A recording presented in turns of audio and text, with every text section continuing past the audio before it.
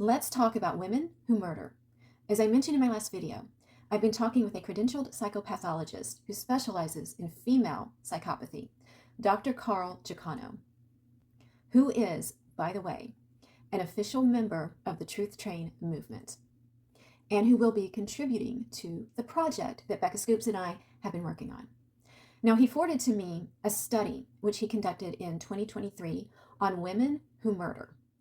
So I went through it and I found a few very interesting points that I think are relative to the Truth Train movement, and I want to talk about them. One is the type of murderer that Gypsy is, and the other is the way society, the court system, and the media responds to the female murderer. Now, Gypsy calculated and planned the murder of her mother over a long period of time. Therefore, she is a predator, which is also a signal of psychopathy. Now, not all murderers are psychopaths, by the way.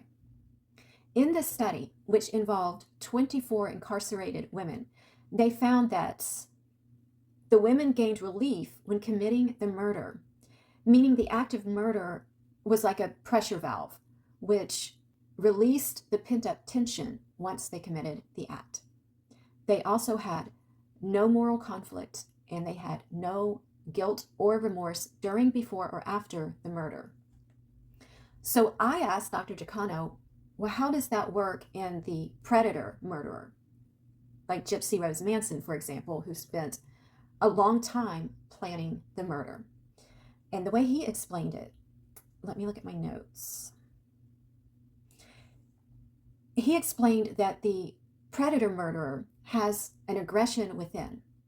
And rather than recognizing it as a problem and trying to work through it or get it out of their system, they recognize it as a part of themselves. It's a part of their personality. And trying to contain it or work through it is disorienting. So the premeditation, the planning, the fantasizing functions as a way to self-regulate. It's like an ongoing self-regulating system.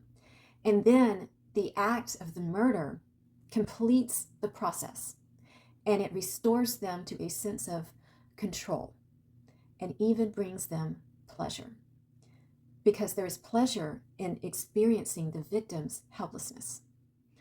Which brings me to the other point I wanted to talk about. The study also found that female murderers are underestimated by the court system, by society, by the media. When it comes to the female murderer, we have a psychological reflex where we resist the idea that a woman could be truly evil. So society rushes to recast the female as a victim rather than as an offender. So our boundaries soften and protection kicks in. Think about the people that still support Gypsy, the things that they say. She was so abused. I would have done the same thing. Morality be damned. And so when the media, the court system, society respond with excuse making, she had to. She was a victim. It reinforces the female murderer's inner belief system that aggression is understandable. Someone else will clean up the consequences. And I was entitled to what I did. And that is dangerous, because it disregards future behavior. The threat is not contained. Hence, Gypsy being free and among us, free to have an audience, free to be platformed, and free to reproduce.